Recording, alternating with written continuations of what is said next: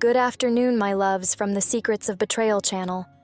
My name is Emily, and I'm 25 years old. Today I've taken some time out of my routine to write about how I ended up getting involved in a delicate situation with my neighbor.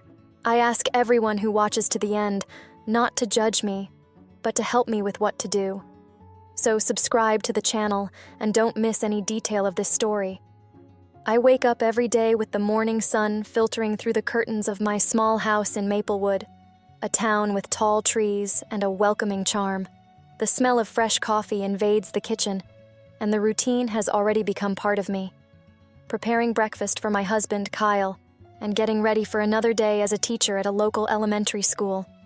Maplewood is the kind of place where everyone knows each other, and gossip runs as fast as the winds that rustle the leaves on the trees. Kyle and I moved here 5 years ago, looking for a quiet life. He's a mechanic, his hands always dirty with grease, fixing cars in the small workshop he inherited from his father. It's a job he loves, but it also consumes him. I often feel that he is closer to his engines than he is to me. Although there is still love between us, it's a love that has been lost amid the daily commitments and the exhausting routine. One morning, while setting the table for coffee, I thought about how predictable my life had become. The aroma of coffee mingled with the lightly toasted bread, but I was so absorbed in my thoughts that I hardly noticed. Kyle entered the kitchen, with his messy hair and a sleepy expression, and quickly brought me back to reality. "Morning, love," he said, taking a slice of bread and putting it in his mouth. "Everything ready?" "Yes, everything's ready." I replied with a smile, trying to hide the sadness that was beginning to invade me. He didn't notice the shadow in my gaze, but I knew that something was missing between us. It was as if the glow of our passion had faded, suffocated by routine and responsibilities. Kyle said goodbye quickly, leaving for work in a hurry that made me feel a little melancholy. After he left, I decided I needed some fresh air. I grabbed my bag, put my cell phone and a book in it, and decided I would take a walk around the neighborhood before going to school. The sun was shining, and flowers were beginning to bloom in the gardens, bringing a touch of color to Maplewood. The town had a quiet rhythm, with children playing on the sidewalks and neighbors chatting animatedly. As I walked along, I noticed a new house being built next to mine. The walls were still raw, and the sound of the hammer echoed through the air. Curious, I approached and saw Travis, the new neighbor, hard at work. He was 36 years old, tall, and had a charming smile that lit up the place. His brown hair was messy under the sun, and the tight shirt he wore showed off his well-defined muscles. He seemed so focused on his work that he didn't notice me. I felt my heart race when he finally looked up, and our gazes met. An involuntary smile formed on my lips. It was a strange feeling, but comforting at the same time. "Hi," I said, waving slightly. "You're doing a great job." "Thank you," he replied, his smile widening. "I'm trying to make this house as cozy as possible." He moved a little closer, and the smell of wood and sweat mingled with the scent of the surrounding flowers. There was something about the way he spoke that made me feel at ease. "Are you the neighbor?" Travis asked, with a curious glint in his eyes. "Yes, I'm Emily," I replied, a little shyly. "I live next door with my husband." "Nice to meet you, Emily." "I'm Travis." He held out his hand, and when I shook it, an electric current ran through my body. It was just a touch, but the intensity was undeniable. "If you need anything, I'm here." At that moment, something inside me awoke. I had never felt like this with another man. It was as if a new world was opening up before me, but I knew I had to hold back. After all, I was married, wasn't I? The meetings with Travis became more frequent. I often saw him while he was working on the house or out getting some fresh air. We would overhear friendly conversations about life and our interests, and the chemistry between us grew every day. He was funny, intelligent, and had a way of making me feel seen, something I felt I had lost a long time ago. One afternoon, he was sitting on his balcony, working on some sculptures. I was out for a walk, and, on seeing him, an idea came to me. "What are you creating?" I asked, approaching him. "I'm trying to make a wood sculpture. I like to give life to what seems dead, he said, holding up a piece of wood. Are you interested in art? A bit, I replied, a little shyly. I've always admired people who can create something out of nothing. If you want, you can come and help me. I can show you how. He smiled, and my heart raced. Of course, I'd love to. The excitement came out before I could think. In the days that followed, while my husband was at work, I often went to his house, where he taught me how to work with wood.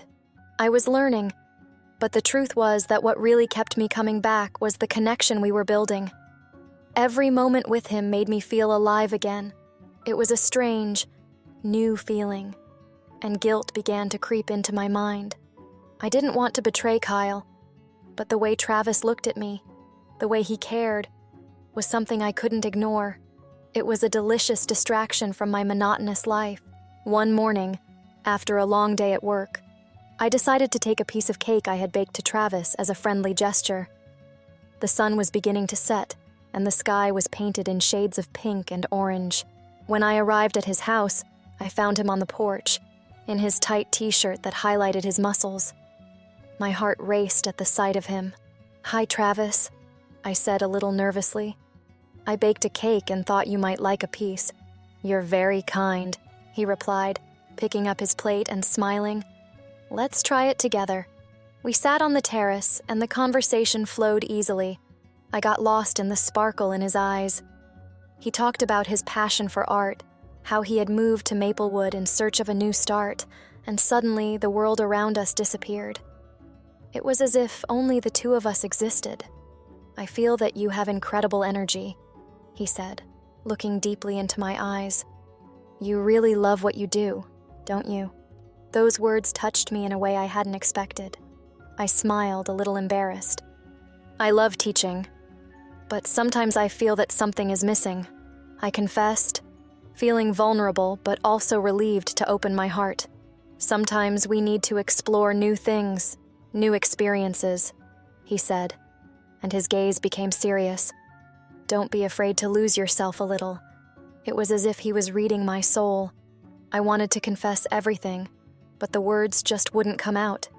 Feeling his presence so close made me anxious and stimulated, and I could tell that desire was beginning to creep into my mind.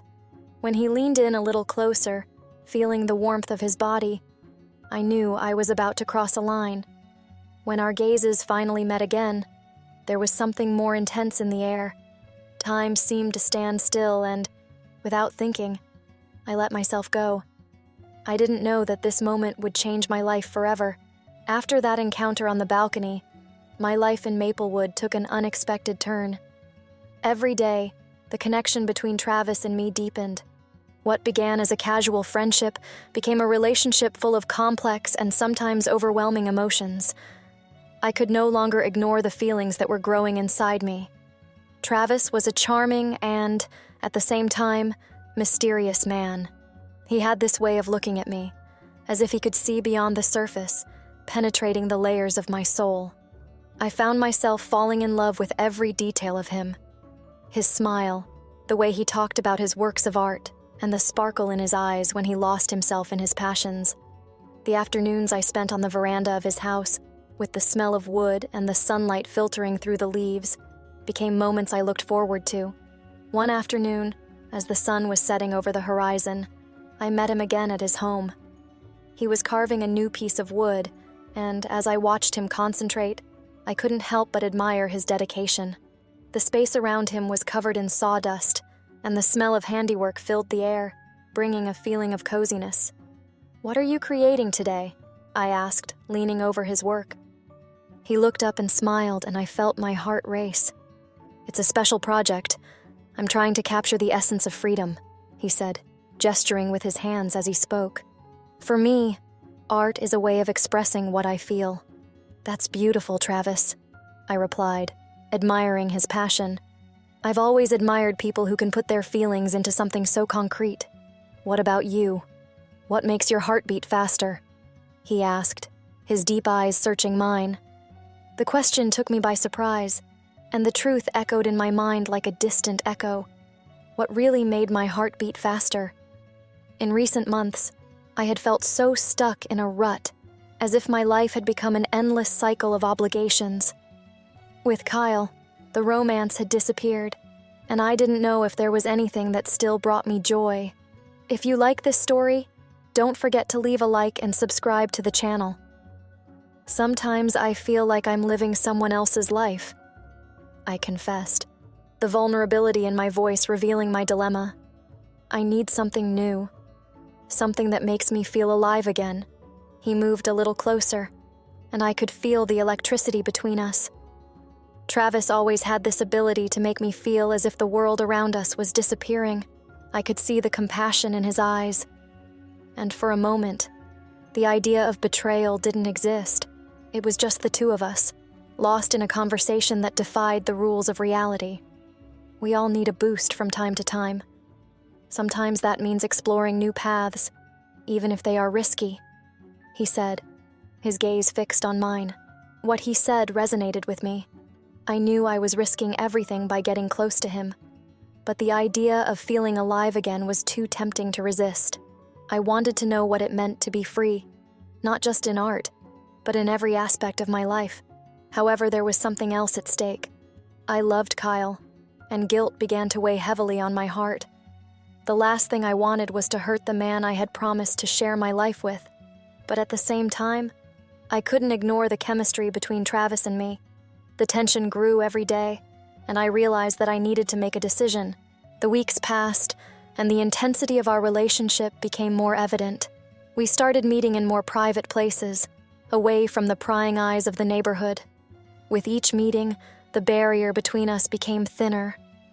The desire was growing, and I struggled not to let myself get carried away. One evening, we decided to meet in a nearby park, far from our homes. It was a peaceful place, with tall trees that formed a canopy over us, and the gentle sound of a stream running in the background. The moon illuminated everything with a soft glow, creating a magical atmosphere. We were sitting on a bench, and the atmosphere was charged with emotion. "You know this can't last forever, don't you?" said Travis, his gaze serious. I knew he was right, but the thought of leaving everything behind scared me. "I know, but," I began hesitantly. "I can't help how I feel. You make me feel alive, Travis. I feel like I'm discovering parts of myself that have been dormant." He moved closer. His eyes locked on mine and my heart raced. The warmth of his body was so close, and desire began to seep into every fiber of my being. The connection between us was undeniable. "Emily, I feel it too," he said, his voice low and full of emotion. "But we need to be careful. What we're doing is risky." "I know," I mumbled, feeling a wave of guilt coming over me. "But it's as if life has given me this opportunity, and I can't let it pass me by." It was then that he suddenly took my hand, and the touch was like a shock. The world around us disappeared, and I lost myself in the moment. The tension between us exploded in an instant, and without thinking, I leaned forward and kissed him. It was a soft kiss, but full of pent-up passion, and I knew I had crossed a line. When we pulled away, I looked into his eyes, and reality began to settle over me. What had I done? Adrenaline pulsed through my body, and a mixture of pleasure and fear took hold of me. "It can't happen again, Emily," he said, his voice tense. But the truth was that I knew the desire for him was already ingrained in me. I needed him. The thrill of the kiss, the feeling of being alive, it all consumed me. "I can't promise that, Travis," I replied, a mixture of defiance and vulnerability in my voice. The next few days were like a whirlwind. My desire for Travis grew with every encounter, and I knew I was getting closer and closer to giving myself completely to him.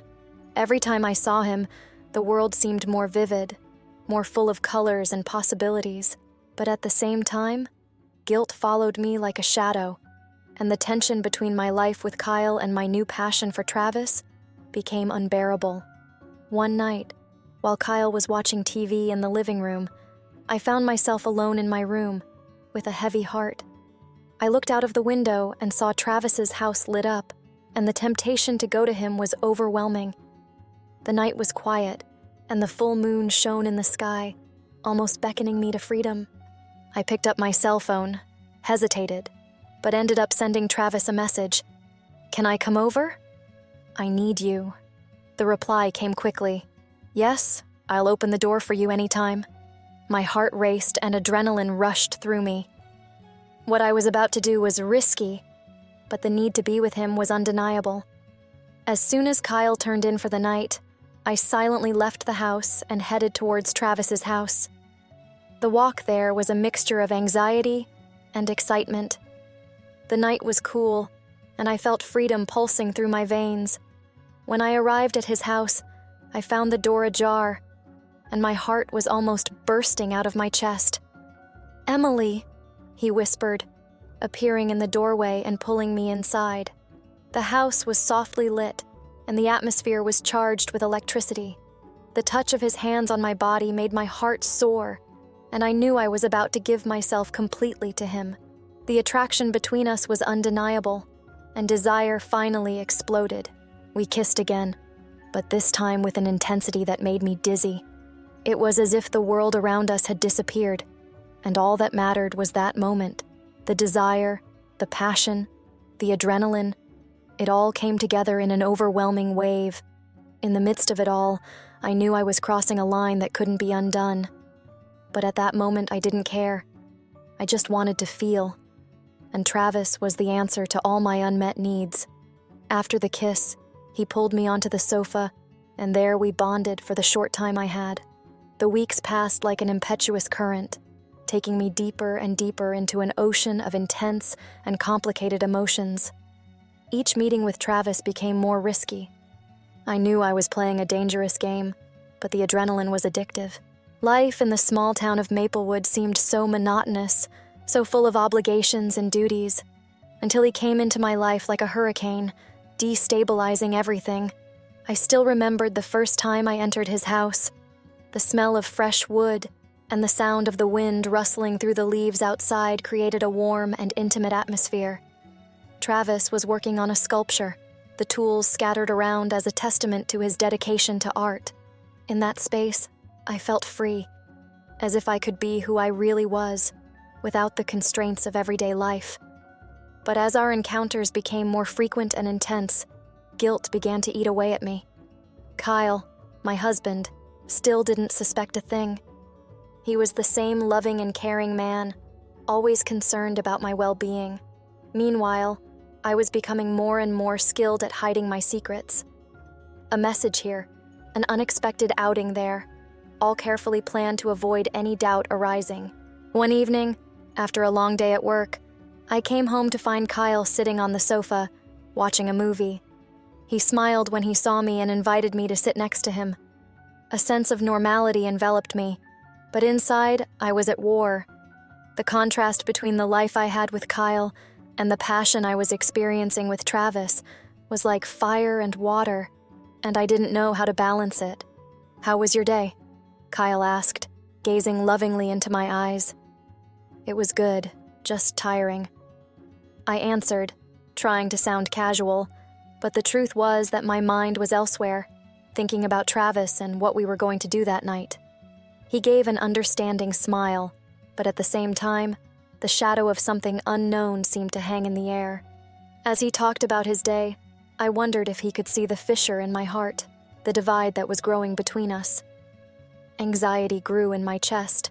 What would happen if he found out? After a few hours, I managed to break away from the conversation and went to the bedroom, where my mind was flooded with thoughts of Travis. On an impulse, I grabbed my cell phone and sent a message. "Are you free tonight?" The reply was not long in coming. "Yes, come." The next few moments were like a dream. When I arrived at Travis's house, the room was softly lit, and the smell of wood and oil filled the air. He was working on a new sculpture, his skillful hands shaping what would be a beautiful piece of art. When he saw me, a smile lit up his face, and the tension of the day disappeared. "You don't know how long I've waited for you," he said, stepping closer, and the electricity between us almost knocked me over. "So did I confessed, my heart racing as he came closer. Desire was pulsing through my veins. That night was marked by laughter, deep conversations, and finally, surrender. There was no more room for guilt. We were lost in each other, immersed in a sea of intense sensations that consumed us. Every touch, every kiss, felt as if the world around us disappeared. I felt alive, as if I had been reborn in his arms. Days became weeks, and secret meetings became a vital part of my life. Hide-and-seek meetings at his house, whispered conversations in the park, and furtive touches whenever we had the chance. I knew I was living in a bubble, but it was a delicious bubble, filled with everything I wanted and needed. However, with each new encounter, the shadow of guilt grew stronger. There were times when, looking at Travis, I wondered if it was really worth sacrificing the stability of my life. The certainty of what I was doing was leaving me, but passion was a flame that didn't go out easily. It was on one of these nights that the balance began to crumble. We were in his house, the soft light of the lamp illuminating the space in a welcoming way. He was absorbed in his work, and I allowed myself to watch his every move. It was as if he were a work of art in himself, his features marked by determination and a passion for creation. Quick question. Do you think there's a reason to cheat? Leave it in the comments. Travis, what if it ends? I asked, vulnerability slipping into my voice. I knew it was a delicate question, but I needed to know what he thought. He stopped and looked at me, his eyes reflecting a mixture of emotions. I don't want to think about it, Emily, he replied, his voice firm but soft. What we have is special, and I don't want it to end. But what about Kyle? I retorted, guilt sweeping through my heart like an overwhelming wave. He doesn't deserve this. No one deserves to be cheated on, Travis said, and his sincerity hit me like a punch in the gut. But you're the only one who can decide what you want. It made me think. I was torn between two worlds, one of which was safe and predictable, while the other was full of passion and freedom. The choice I had to make was daunting, and I didn't know if I had the courage to face it. Over the next few days, I found myself in a cycle of anguish and desire. Every moment with Travis was filled with emotion, but Kyle's shadow was always there, reminding me of what I was risking. I had to find a way to deal with it, but the truth was that I wasn't ready to lose the connection I had with Travis. Then, one evening while I was at home, I received an unexpected message. It was from Kyle, asking us to talk. My heart sank in my chest, and a wave of nervousness washed over me. What did he want? He seemed so sure, so calm, but there was something in his tone that made me apprehensive. When he called me in to talk, the room was enveloped in a heavy silence. He sat down on one of the chairs, his hands intertwined, and watched me with a serious look on his face. Emily, I've been feeling that something is different between us, he began, his voice trembling. You've been distant. What was I supposed to say? What could possibly justify what I was doing?